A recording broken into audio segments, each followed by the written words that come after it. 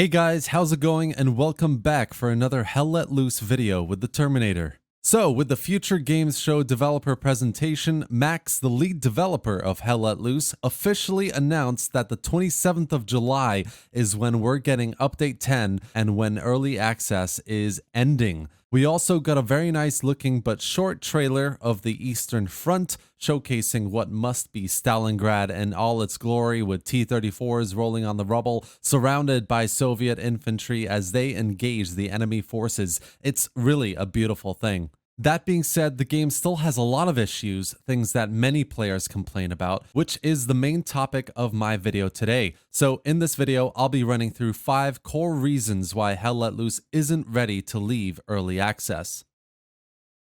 First and foremost, the game isn't well optimized yet, and this affects a lot of players. The number one complaint I always hear or read on Reddit, on YouTube, on various Discord groups is performance. So this is the first thing the devs need to get right if they want to launch by the 27th of July. The best examples are Karantan and Hurtgen, of course. Maps that have big spikes in FPS lags depending on where you are in the map and what's going on. Maps where big effects like smoke artillery, bombing runs, or even tanks firing sometimes can cause lags here and there, and which generally turn players away from playing. Like, if a server is trying to get populated, for example, and Karantan and Hurtgen comes on, it's going to have a hard time, trust me. There's a reason why, with every update we get, a YouTuber comes out with a new graphics guide, simply because things are changed that affect various graphic settings and performance. Any files get locked or unlocked, and the optimal settings on your GPU need to be changed. I get that it's in early access, but this is the core of the game, and if you haven't nailed that yet in 10 updates, then clearly it's not ready to leave early access yet. The next point here is simple. With a game as complex as Hell Let Loose, for new players, we need a tutorial to tell them the importance of each role, the meta of the game, how vital it is to build nodes and garrisons, tank vulnerabilities, everything.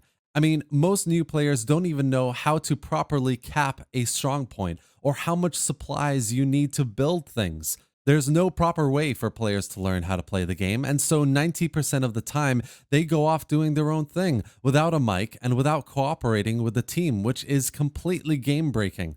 If leaving early access is to be successful, Black Matter needs to get a tutorial in the game. Without it, you'll have thousands of players who buy it, play it for a few weeks, and get bored because there's constantly something new you have to learn. This is the main reason why retention is such an issue with Hell Let Loose, and the main reason why public games can get extremely frustrating at times. It's mentioned time and time again, but meta is a problem and it can be fixed. Red garrisons negate the need for a front line, which makes flanking the only real winning play in this game. The importance of capturing the midpoint and the resource system means steamrolls are more likely than not in public games, and competitive games almost always end up with a very close tussle over the midpoint, especially if both teams are good. The most glaring issue here, though, is that the midpoint and the resource system means a team must heavily rely on the commander's abilities, or the red zone garrisons. In a stalemate, a well-placed airhead or bombing run can 100% turn the tide, especially if it takes out a garrison. So, with all this in mind, meta is just not well defined yet. Because of this, the game just fails to capture a proper frontline warfare that defined the world wars. If you can drive a truck all the way around the map and set up a red zone garrison, what the hell is the point of a front line anyway? There's no doubt that meta is going to continue to be a focus for the dev team, especially with things like rolling garrisons through half tracks and others. That's fine, but it needs to enable a fluid frontline warfare, which is where this game thrives and allows for proper strategy. The next reason here is about specific gameplay mechanics that are either not working or have been promised but not properly implemented. The number one issues that come to mind to me are bullet penetration, the tanking overhaul, and hit registration. Bullet pen was rolled out in quotation marks just under a year ago alongside the new Hurtgen map and was supposed to be good for wooden fences, doors, barricades, you name it. But I'm sure you'll agree it's just not there yet. The tanking overhaul was meant to have happened for Update 9, but now it's happening for Update 10, and while some of the images look interesting, many tankers feel it won't be enough of a change and will still make the experience sloppy and unoptimized. While hit registration has always been a glaring issue throughout the game. I mean, I can't count the number of times I've unloaded a clip on an MG player, for example, only to have them turn around while I'm reloading to kill me. There are many more issues like this I could count here, but you get the gist. Gameplay mechanics like these that persist beyond Update 10 will hinder the game and will most likely put new players off and obviously continue to put veterans off because in many ways they can be game breaking. These really do need to be fixed before leaving early access. Last but not least, we need more communication. Communication between devs and the community, between players in game, between squad leaders and commanders, between players in proxy chat. This game is built on communication to succeed, and if there isn't enough of it, which I don't think there is right now, then it breaks down very quickly.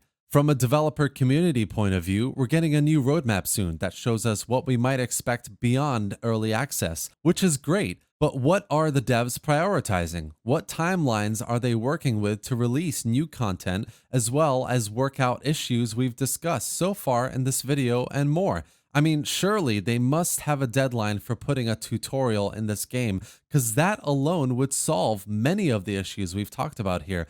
So why not communicate that to the community? Give us a bit of encouragement and hope. And of course, there's communication in game. We've all experienced matches where no one is talking, where you join a squad and despite having a mic, no one is talking to each other. It's really strange. I get that most new players don't understand this is a cooperative game, but even players with plus 100 ranks and lots of experience don't talk sometimes. And you know why? Because they join squads where no one else is talking. So why should they? And that's the issue here, guys. With a tutorial, for example, that tells you you really need a mic to really enjoy this game to the max, we'd have far more communication, which would lead to more cooperation. The main reason why Hell Let Loose has had a thriving competitive scene is because everyone who plays communicates. It's as simple as that. Overall, these are the main issues as I see them. As long as they persist in Hell Let Loose, it doesn't matter whether the game's leaving early access or not, it will always feel like an early access game.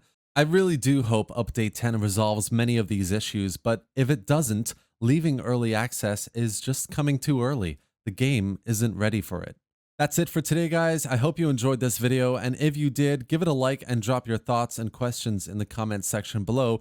Here's a question for you, though. What do you think about Hell Let Loose leaving early access? Don't forget to hit the subscribe button for more Hell Let Loose content, gameplay, and news. And thanks for watching, guys. I'll see you next time.